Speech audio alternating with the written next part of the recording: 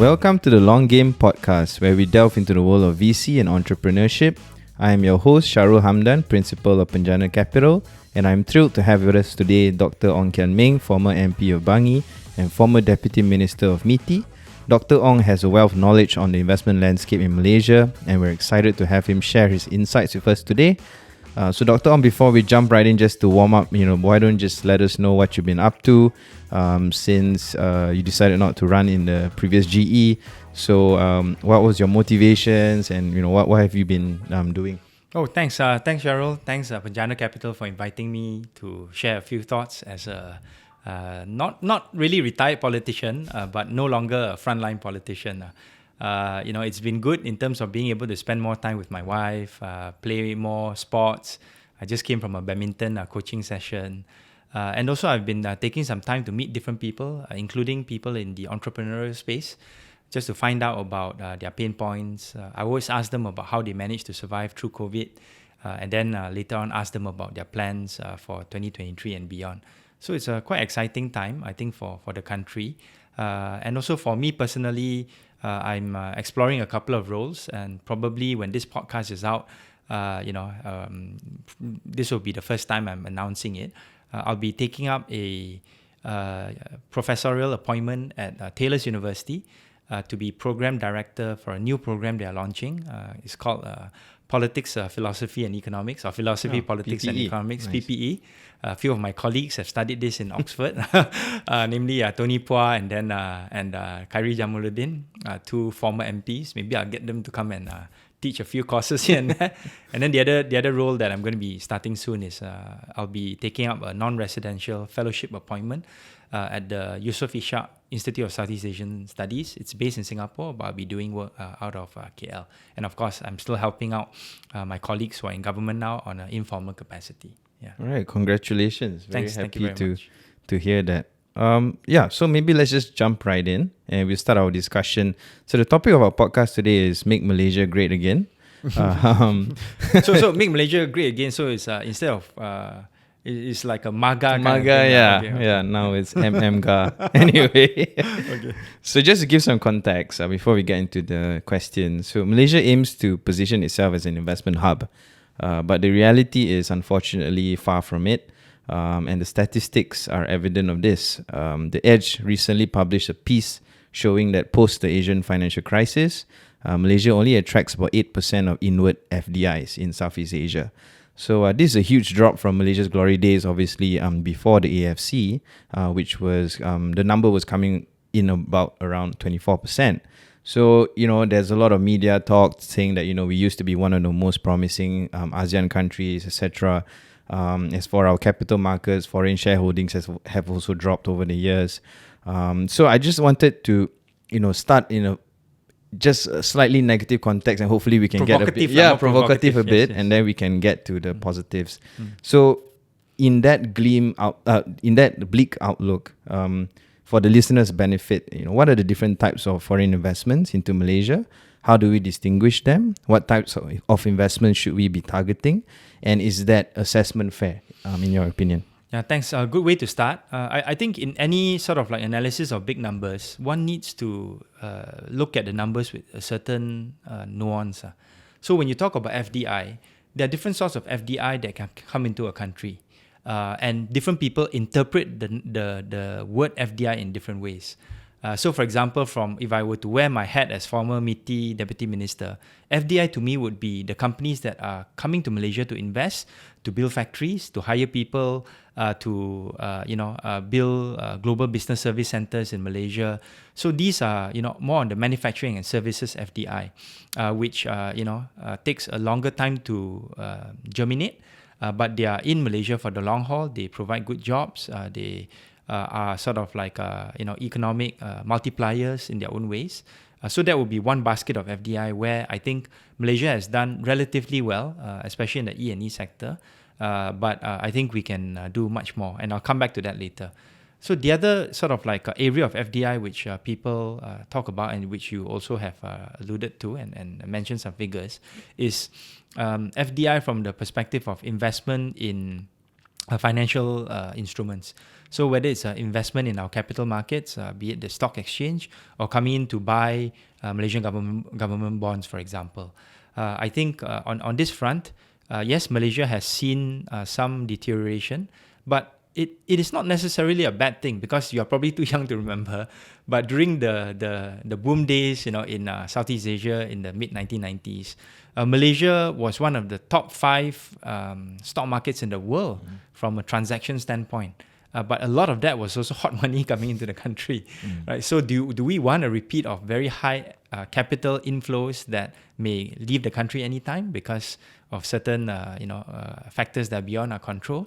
I would say probably not. But we also need to make sure that there's enough avenues, enough places where Malaysian companies and companies that are based in Malaysia can raise money from a capital markets perspective. And then the last basket is more like investment in government securities, MGS. I think those are still relatively popular domestically and globally. As long as people are willing to buy our bonds, it means that the government can continue to finance our deficit. Doesn't mean that the government should spend money irresponsibly.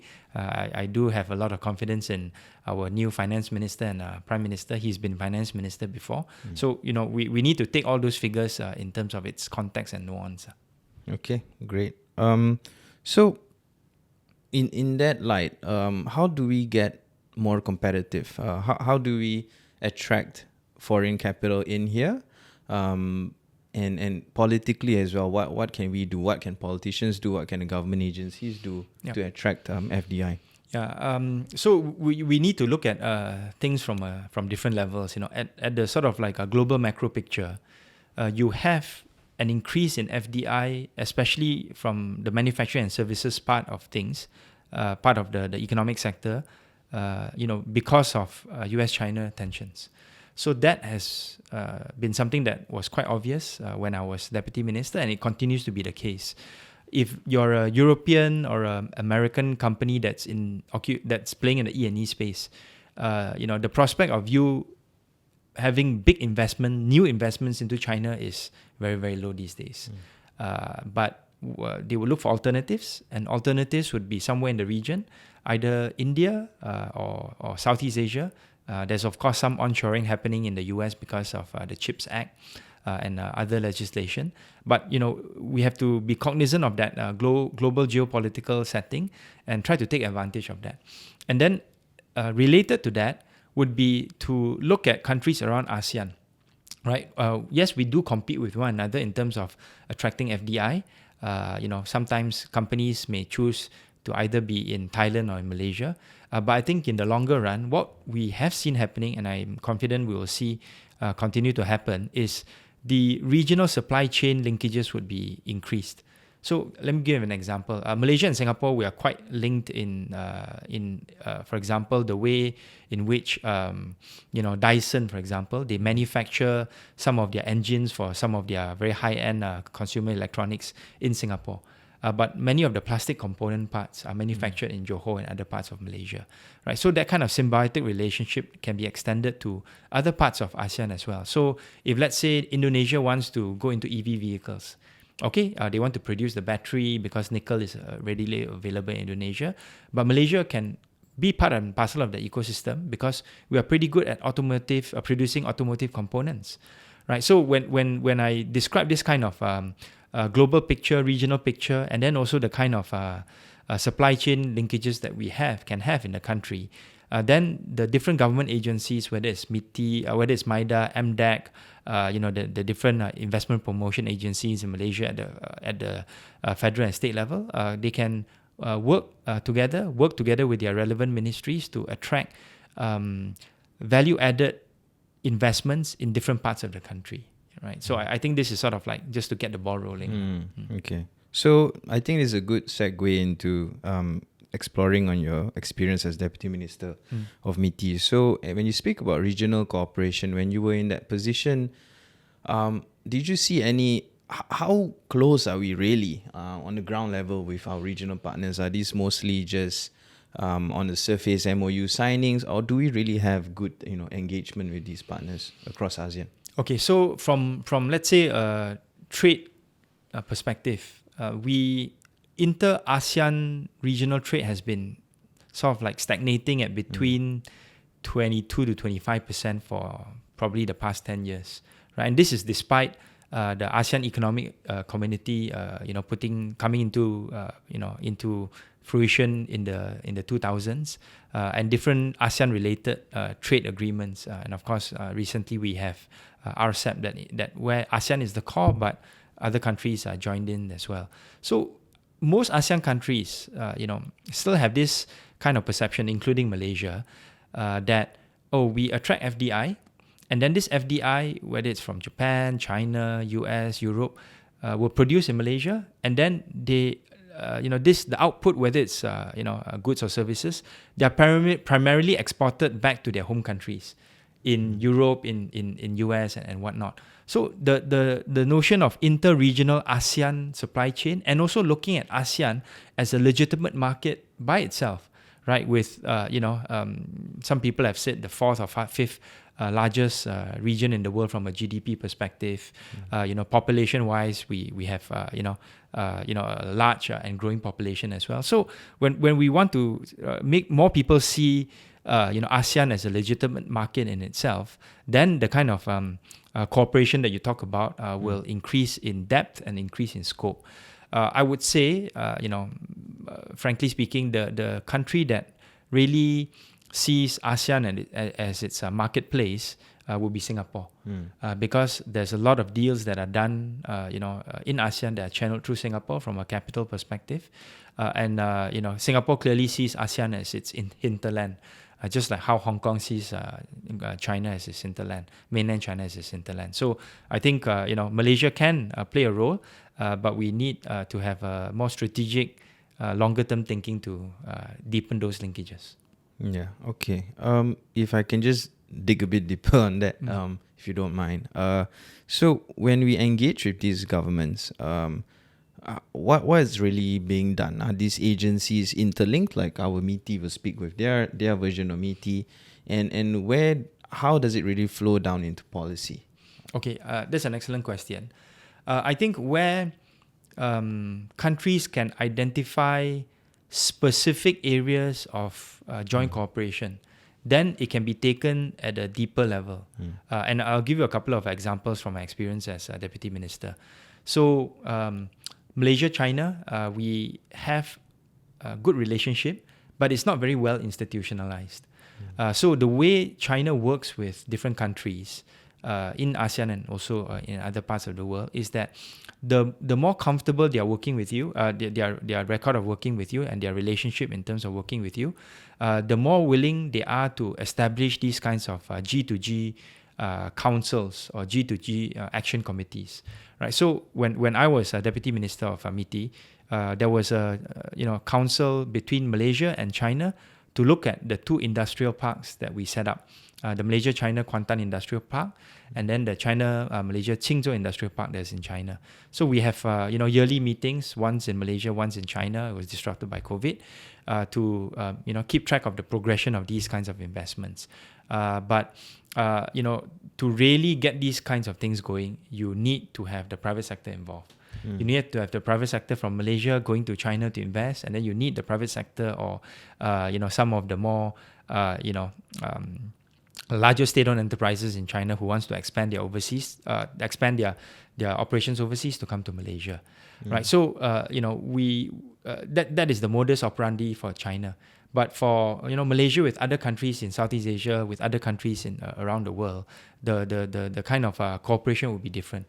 Again, sometimes G2G is helpful. Sometimes having institution to institution or government agency to government agency kind of understanding would be helpful.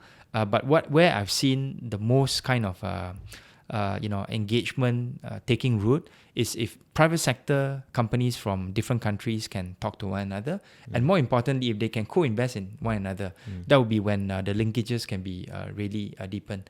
Where governments can play a role, they need to do proper follow-up. I totally agree with you in terms of co-investing with similar agencies such as ourselves abroad, and also with the private sector from abroad and locally as well. The intermingling between the government and the private sector is very key to provide confidence to the foreign investors as well to come in here. Maybe I throw it back to you, lah. When you have these kinds of interactions with your Indonesian counterparts, right? What are some of the ideas that you exchange? What are some of the possibilities in terms of deepening those ties? I'll be honest, I think the first thing, it always starts with deal flow, exposure to deals. It always starts on a high level, looking at which sector that they're interested in, what can Malaysia then offer, what can Penjana and obviously MOF then help in terms of the access to, capital, employment, talent. So I think deal flow has to be shared a lot more vigorously, I think, because opportunities are there, as you rightly mentioned, in the region. But yeah, like you said, it's very important to follow up instead of just piecemeal agreements here and there. So I totally agree with you, and I think that's very constructive for the podcast. But thank you so much. Okay, so we've explored that on the ASEAN side. Can you just share on a personal and also professional level some challenges that you faced as Deputy Minister of MITI? I think this is a challenge that all deputy ministers face, and may be interesting for your audience as well. Deputy ministers have no power. Really? I mean the power is held by the minister, and there are good reasons for that, because you need to have one person who is ultimately accountable either to the public or to cabinet. This is why they call Jemaah Menteri the cabinet, right? But where the deputy minister can play a role is to assist the minister to amplify the minister's vision and message, and to cover for the minister in areas where the minister may not have so much time to cover, right? So like for me, I told my minister, Darrell Liking, that I really wanted to focus on a couple of areas. I wanted to focus on China, and this includes Hong Kong. I wanted to focus on the E&E sector in Malaysia, and I wanted to focus on Industry 4.0, Industry Forward rollout. Right, so I try to focus a lot on factory visits in Malaysia. In my 20 months as Deputy Minister, I probably visited close to about 100 factories, and there are different sizes, MNCs from different countries, Malaysian companies at the medium as well as even at the small level. And then when I visit some of the Malaysian companies, I will push Industry 4.0 policy that was rolled up by MITI. So that was my role in terms of trying to assist the minister and the ministry. But of course, I think you mentioned challenge. Whenever I speak to the SME in the manufacturing sector in Malaysia, many of them are suspicious of the government. You may find this funny, because many of them think that government is here to interfere. And to put more regulations in the way I operate rather than to help.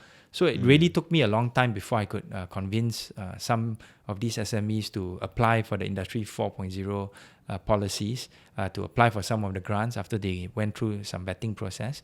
And I'm glad to say that even though I didn't see the fruit of these efforts when I was Deputy Minister, but because of COVID, because of shortage of labour, because of the push for greater automation, a lot of these SMEs in the manufacturing sector suddenly thought, we need to get on this Industry 4.0 bandwagon. And during the pandemic, many of them actually signed up for it. So, many challenges, but also good opportunities to try to work with industry, work with the SMEs, work with the foreign multinationals who are here, at different levels, and I think that was a wonderful 20 months. Other than factories, I also visited many of the global business services that are based here in Malaysia. This is what started out as back office operations, starting from Citibank doing some of their loan processing documentation in Penang. Now you have many banks, actually regional banks, having their operation center here, which has expanded to different areas of activity, including things like HR management, IT management, now moving into big data analysis. So I do see this area as one area of great potential growth for Malaysia. Right, and the Philippines will take a lot of the voice stuff. Malaysia, we take a lot of the processing stuff. Yeah, correct. So, okay, I'll ask a bit slightly naughty question. So, when you speak to these SMEs, how smart are these guys? Because obviously, the SME story in Malaysia has been going on a long time, like, right? We see we have this untapped SME market. But when you engage with them, since you visited so many, I mean, how smart are they in terms of knowing the processes? And are they, like you said, they're a bit suspicious of it? Is that because of lack of just knowledge or lack of engagement from previous, I don't know, government agencies or whatever? What was their level of competency in terms of in their not in their operations, but rather engagement with stakeholders? Yeah, good question. For, let's say, most of the SMEs in the manufacturing sector, and these would be in Malaysia, a high proportion are Chinese-owned SMEs, Chinese, Malaysian-owned SMEs. They are smart in their operations from the perspective that they have to be good to survive. To make money, lah. Yes, exactly. Because they don't get much government assistance to begin with, right? So that's why the distance between them and government was already a little bit more than I think what I would have liked. And then at the same time, when these guys go in, they start from scratch, they build their way up, they claw their way up. Many times their sort of like operational guidelines may not be consistent with government regulations, right? So for example, when in my old area in Bangi, there's an industrial area called Belakong, right? So a lot of factories there. But when these guys go in, right, they just go in to clear the land. That time it may not even have been alienated as industrial land, right? They buy land, maybe it's agricultural land, and then they convert it to factories and then they grow.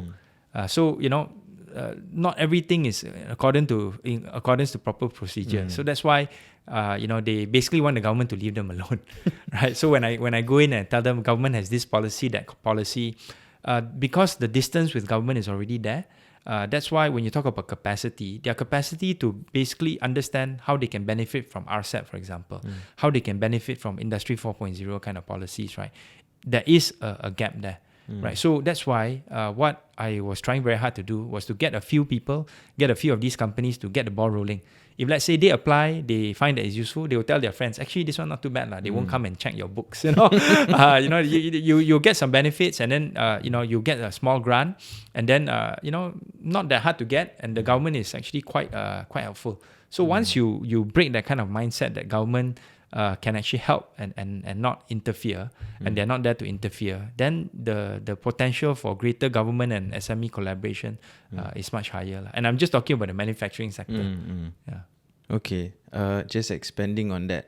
So, okay, I'll give you my view on this, and then you tell me if it's a good idea. So, when you speak to these SME guys, like you said, they're always suspicious because perhaps they always thought there's going to be added scrutiny, right? Yeah. Auditors will come. Yeah, auditors, etc., to grant them whatever that they need to get. But is there an argument for government to also be invested in the success of these SMEs? Because obviously there's a lot of this controversy where government shouldn't be involved in the commercial operations and benefit commercially from it. But do you think that could be a model that's interesting for Malaysia, where the government invests technically as a stakeholder, not just a paper grantor, for example? Yeah. Right? Okay, I would say this. I would say that it is important for the government, especially for MITI, to understand the different supply chain ecosystem for different kinds of products. And this was especially clear during COVID, right? Because everyone is claiming to be an essential part of the essential supply, right? Which in a way is true, right? If let's say I'm producing packaging for gardenia bread, right? If let's say you let gardenia bread operate, you don't let me operate, then gardenia bread is going to run out of the plastic stuff to wrap their bread in, right? So so MITI, I think, found that they needed to really understand the supply chain ecosystem for different sorts of products, whether it's the E&E sector, whether it's in the food sector and different sectors. So that kind of mapping and understanding needs to be put in place as a very basic kind of government responsibility. So that's one, does not require investing.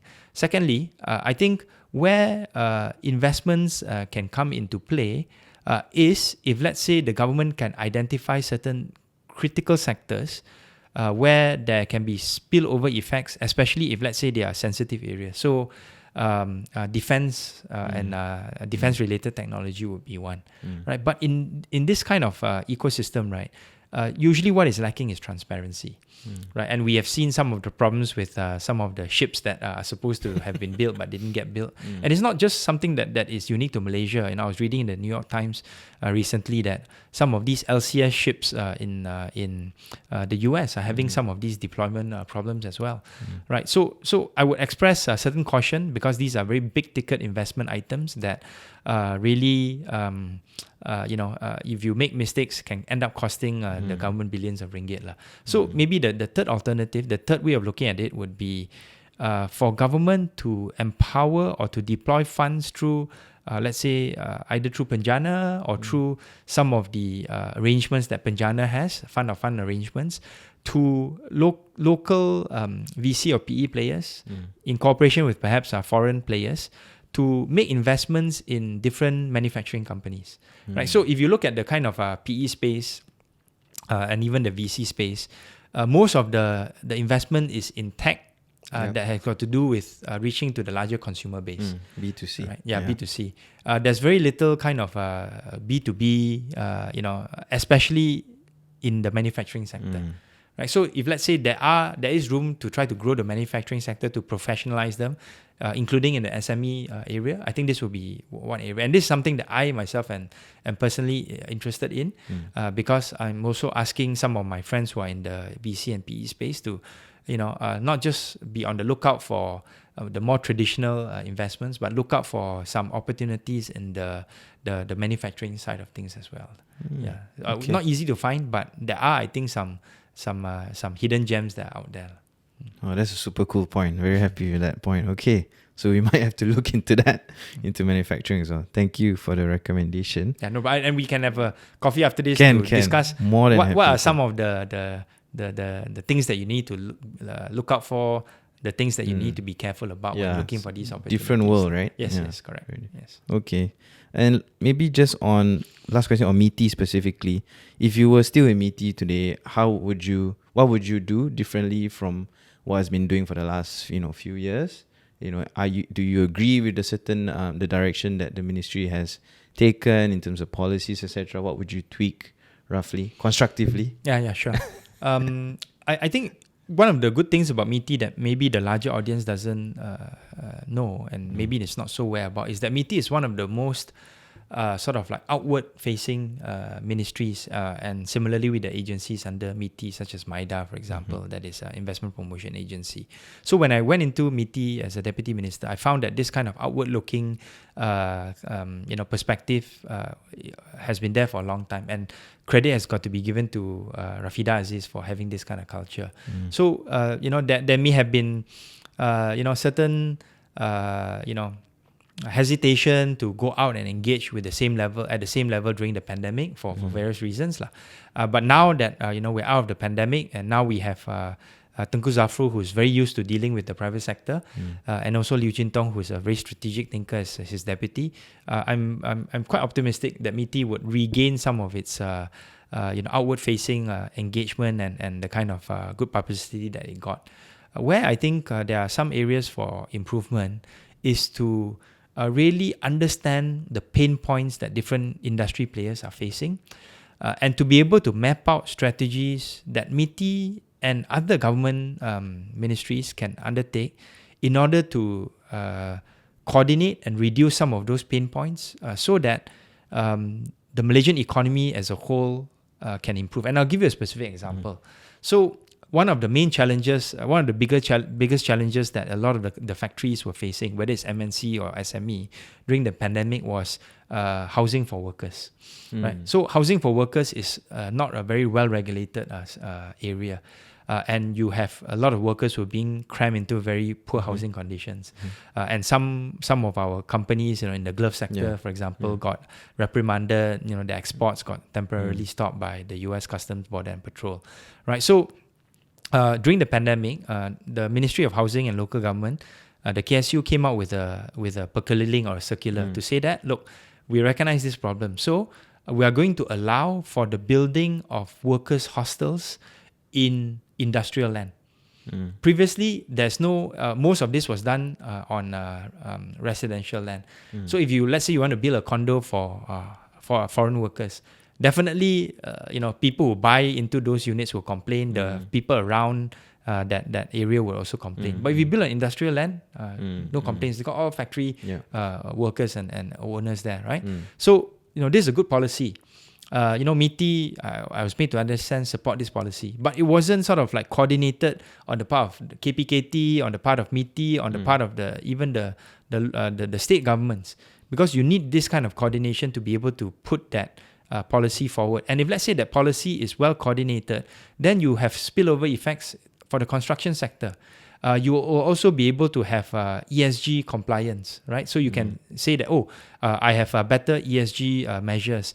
For the banks that want to fund this kind of construction, then they will say, look, this is part and parcel of my ESG portfolio, right? And then for the people who are managing these hostels, you can think of even better technology, tracking the workers' health, using different apps that can be deployed at different workers' hostels around the country, right? So if let's say you have that kind of coordination, that kind of strategic thinking, right? Who knows, even Penjana Capital can invest in some of these companies who are doing this kind of deployment, right? Then you can not just have better policies in place, but you can actually grow the economy in different ways, right? And I think this is something that you need more, perhaps, entrepreneurial mindset on the part of the ministries. Okay. Give us a bit of flavor. How well are ministries talking to each other when you were there, and even now if you have friends in there? How's the coordination like roughly? How would you rate it? Okay, I would say that in areas where there are specific issues that require cross-ministry coordination, there is discussion. So, for example, one area that when I was a deputy minister required cross-ministerial involvement is introducing the multi-tiered levy for foreign workers. Right, so this was undertaken by two ministers, the minister in charge of human resources, Kula, and then also the then Home Minister, Tan Sri Muhyiddin Yassin. So when they co-chaired these meetings, you have deputy ministers and KSUs coming from all the other relevant ministry and agencies, including MITI. Right, but at the end of the day, having these meetings are okay, but you still need to make a decision. Right, so for this particular case, the issue was postponed because there wasn't enough buy-in, especially from the Ministry of Home Affairs. But if let's say the ministry has buy-in, the minister has buy-in, then all the other agencies and ministries that are represented at the table, they have to go with the direction that's set by this committee. Right, so this is where I think Malaysia can do better in, because we have the structure that's there. Right, but you need the people to push. Recently, Tunku Zafrul had an event to push out EVs. Right, now I'm glad to say that the overall EV coordination strategy and implementation is under MITI. But for a long time, MOSTI had some jurisdiction, MITI had some jurisdiction, Ministry of Environment had some jurisdiction. So now, at least now we know MITI is taking the lead. There are other ministries that are involved, but the direction is going to be driven primarily by MITI. Yeah. So the minister is very important in pushing the entire agenda of any policy. So, actually, even within his or her own ministry, the minister is very important. But when it comes to cross-ministry coordination, the minister really needs to provide the extra leadership. Right. So, for example, the rollout of the COVID vaccine issue, you needed cross-ministerial coordination, but it was very clear who was the person in charge. That person was Khairi in his capacity as the ministers in charge of vaccine. Even when he was MOSTI, it was very clear he was the person in charge. There was a little bit of a sort of like a dual chairmanship position when he became Minister of Health, and then Adam Baba became the Minister of Science and Technology. But people knew Khairi was the one who was doing the overall coordination. Yeah. Okay, cool. That's very interesting. Okay, so maybe let's slightly controversial question, just for constructive purposes. Let's just zoom out of MITI. Let's look at the state of our country's finances, right? So we've been in deficit for a long time. Everybody knows that. We have a pretty heavy, large civil service bill, right? We've got debts, etc. So, when do you see us getting out of this loop of debt being financed by MGSs, etc., and revenues? Obviously, PM came out yesterday, I think, saying GST is not going to be implemented. So, where do you see potential sources of savings coming? Is it looking for extra revenue? Is it cutting on our subsidies bill? Is it cutting on our civil service bill? What are the challenges there, and what's your take? What would you do? Okay, first of all, from an overall financial perspective, I think Malaysia's finances are not too bad. In many European countries, the debt to GDP ratio is well north of 100%, and they are still able to function as country. So as long as there are institutions and investors, whether domestic or abroad, which are willing to buy Malaysian government securities, we can continue to finance the deficit. But that is the caveat is that they must have confidence in the Malaysian economy and the Malaysian government moving forward, especially the Ministry of Finance. So even though we saw a lot of deficit increase as a result of COVID-related spending, you can see that the Malaysian bond market is still relatively healthy, right? So I think we need to keep that in mind.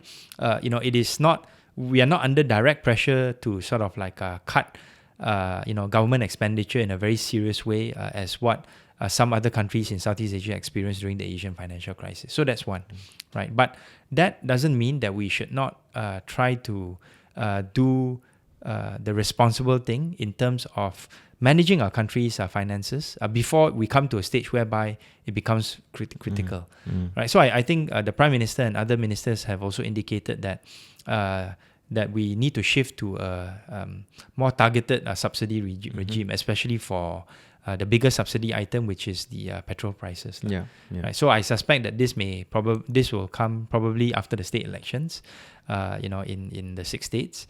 So that is one area where I think there can be some adjustments that will put Malaysia on a sounder fiscal basis moving forward. I'm not so concerned about the civil service bill because I think most people in Malaysia don't realize that in many other countries, things like funding for teachers, policemen, they come under state governments or local governments. In Malaysia, teachers, policemen, they are funded by the federal. And teachers and policemen make up about 500,000, about slightly less than half of the total civil service, right? So I think with that kind of financial responsibility, I'm not too concerned, as long as we have other sources of revenue that can be that can be brought into the government coffers. What I think the government doesn't really have appetite to do is to relook at take a sort of like a more grain approach to look at the finances and the financial situation of different government agencies and ministry. And since I'm in MOF Inc., I should also say including in MOF Inc. because there's a lot of assets within these entities whose value can be unlocked. Right? So, we hear about, suddenly this PM retire, he can get a piece of land that's worth 50 million in Bukit Tungku and Federal Hill. So all this actually is land that's owned by the government. A lot of them is owned by JKR, for example. There's a lot of land and other assets that are owned by universities, for example. Now the land price in UPM has actually increased a lot because the MRT line 2 is going there, right? So there's also potential revenue to be gotten by government and government agencies through things like transit-oriented development that can be undertaken by either KTM or the asset owner of many of the KTM assets, as well as Prasarana. Or MRT Corp for that matter, right? So you need to inject a little bit more of this kind of entrepreneurial spirit and willingness to try to broaden the government's revenue base without going through the try and tested way of GST but politically not very acceptable, or you want to raise sin taxes but then the leakages would maybe decrease government revenue. So those are a very traditional way of thinking. I prefer a sort of like more out of the box method because I've seen this happen. I've seen this kind of potential even in my own constituency last time, from an asset enhancement perspective. But in the challenge is in Malaysia, when you put in this kind of entrepreneurial spirit, so to speak, people would use or abuse this kind of entrepreneurial spirit, not for the gain that can be accrued to the government, but for personal gain, right? So, there's a piece of land there. Instead of co-developing it together with the government, somebody will say, you sell the land to me cheap, and then I will go and build a condo there, and then I will reap most of the financial rewards. Correct. Okay. So what you're saying is more unlocking value in assets that Yes. the government holds, Yes. right? Yeah, because That's- it's actually relatively painless for the government. yeah, Right, yeah. you don't have to tax the rukyard. Correct. And it will be more politically acceptable. Yeah. But it requires a lot more hard work, the kind of Yeah. follow-up stuff that I was talking about, the kind of political will to be able to go in to dig up some of these, company accounts of some of these, entities and agencies where they have some of these assets, and of course after finding out that there are these assets, how do you unlock them in a way that's responsible from a governance perspective? What is the long-term strategy that you want to put in place, right? To make sure that the government gets the most value from these assets as possible. So government has basically had to be very proactive, lah, right? To instill this. Yes, and usually, what I've seen is that there are more immediate concerns that the government needs to address from a MOF perspective and all that. The kind of asset unlocking strategy is much more for the longer term. Correct. Yeah, but you should. That's why I'm saying you should do it before you get to a stage whereby you are forced to do like a fire sale and things like that. And that is not good for the long term health of the country. Yeah. Awesome point. Okay, maybe we reach towards the tail end. Maybe you just talk about the VC space. Just generally, what are your thoughts on how Penjana or other government agencies in this space can help catalyze this industry? Okay, so I'm actually quite bullish about the VC and the PE space in Malaysia for a couple of reasons. One, I think the entrepreneurial spirit in the younger generation is much higher compared to before.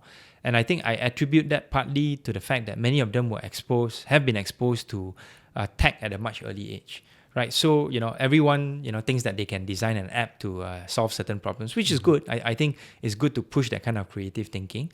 And then also, I think young people these days are less patient, which is not necessarily a bad thing. They want to try to address certain problems in the country, and they want to approach it from the perspective of building a business. Right, whether it's in the healthcare sector, whether it's in F&B, delivery, retail, manufacturing, and so on and so forth. So I've met enough entrepreneurs to know that this kind of entrepreneurial spirit is out there. So which is why I think there are a lot of opportunities for VCs and PE funds to add value. Where I think the maybe ways in which the process can be improved is the value added that VC and PE funds bring onto the table, to me, has not really been pushed to the max. So a lot of, probably in the PE space, this would be more relevant. The funds will come in, they will acquire the asset, and they would more or less keep the operations the same because they don't want to disrupt the cash flow and the profitability. But if that's the case, then what is your value added as the fund, right? So I think a lot more can be done in this space in terms of bringing in different expertise to raise the bar, whether it's consultants from outside or people who have been in the industry to put them in management positions. But it requires a little bit more bolder action and thinking by VCs. Not quite barbarians at the gate, RJM Nabisco type, but in the Malaysian context, we probably have swung towards being wanting to be too much of a nice guy. Right. So that's one area. I think an area that's probably more specific to Penjana and also to those government agencies that are operating in this space, right? I think where things can be helpful, these agencies can be helpful is number one, identifying the pain points, for these VC companies, these investee companies, from a government regulation standpoint, right? So I don't think I don't think it's a good idea for these PE or VC investee companies to go to the government to ask for contracts or to ask for grants and things like that. I don't think that's sustainable. They need to go to the private sector to prove their worth. But in areas where, for example, if let's say I need the government intervention or a government assistance to expedite certain transactions that I'm doing with the private sector, I need the government to not have a very monopolistic approach towards some of these regulations, then I think this is where an area where the government can play a bigger role. So Qasem, it's the most famous unicorn in Malaysia. They also required some assistance from JPJ in terms of transferring the ownership from a second-hand car owner to another second-hand car owner. So the faster that process can be expedited from a government regulation perspective, the faster a company like Qasem can grow. That's one area. Then the other area is basically what I said earlier with regards to the SMEs. Not put in regulations that or put in processes that will hamper the possibility for these companies to grow. I think it's always a good engagement process, and the advantage that government agencies have is that you can be a good spokesperson on behalf of these investee companies. Because investee companies, if they go to JPJ, if let's say Qasem that time they were very small, they go to JPJ will say, who are you? Yeah. Right? But if let's say Penjana Capital goes or MAVCAP goes, or Meranti goes and say, look, I want to have a dialogue session between a certain government ministry or a minister together with 10 or 20 or 30 investee companies. Then they can use the opportunity to raise up these points. And of course, ultimately, it also comes down to what I said earlier. There needs to be proper follow-up. Right? The companies need to follow up with the ministry or the ministers. And then the minister must have good special officers around him so that he can be... following up on that. Yes, correct. But is that a bad thing though? Like, if a government-led initiative is not done, then private players can't engage with certain government agencies. What's your take on that? Is that a good thing or a bad thing? I think it is something which all governments face in terms of the lack of access. I think Malaysia, it is not that bad because we're a relatively small country. And I think the other good thing about Malaysia is that we have enough government agencies whereby if let's say you have good people that are there, that are proactive, that are looking out for the interests of the larger industry, then I think at least the initial facilitation part usually is not that difficult. Yeah, okay. But usually it is the small players that get left out of this conversation. The big boys, they have their business chambers, they have even direct access to some ministers. So it's like the smaller players in the PE and VC space that require more assistance, which I think Penjana can play a role. Thank you. Okay, just to close out the podcast, maybe you talk a little bit on a personal level. So understand you are not really retired, but you took a pause. Any plans for the future politically for you? I will not be in frontline politics, I think, for the next 5 years. My focus now is on my return back to academia, research, building up my PPE program at Taylor's. But I'm still continuing to assist my colleagues in government from a policy standpoint. And I think as long as I can continue to play that role, whether it's from a frontline perspective or from a sort of like a behind the front lines perspective, I'll be very happy to be able to contribute to nation building and value adding to the industry and entrepreneurship ecosystem in my own unique way. Okay. Okay, Dr. Ong, thank you for sharing your insights and views to our listeners. Before we let you go, we have a few standing questions that we like to ask all of our guests. If you could invest in or start any business or industry, regardless of current market trends, and assuming you have all the money in the world, what would it be and why? I think it would probably be something sports related because I like playing sports, and I also am a keen observer of different trends in the sports industry, not just in Malaysia but globally.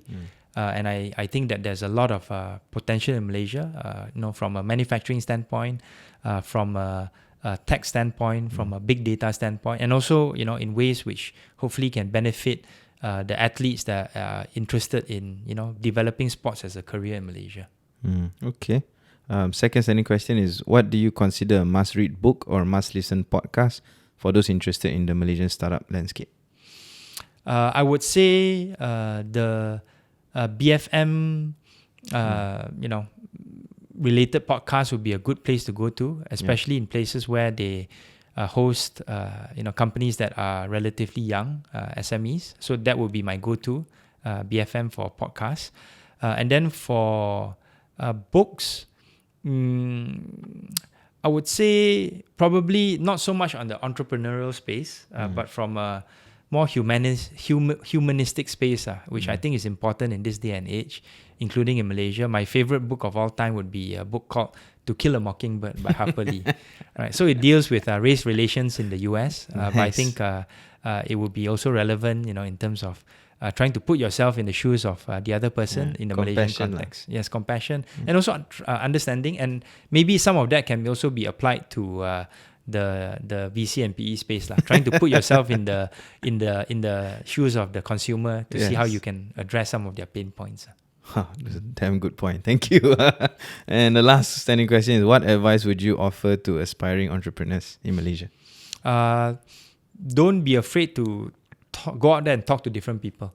They may not necessarily be from an industry that you're familiar with or but I think the more people that you talk to, the more possibility of interesting ideas being fed back to your own business environment. But I think in addition to talking to people, before you talk to these people, try to do some homework. Do a LinkedIn check, see where they've been, see what they've done, so that your questions and the conversation that you can have with these people can be more specific, more focused, and you can get more of what you want out of that conversation in a more structured and strategic manner. Okay.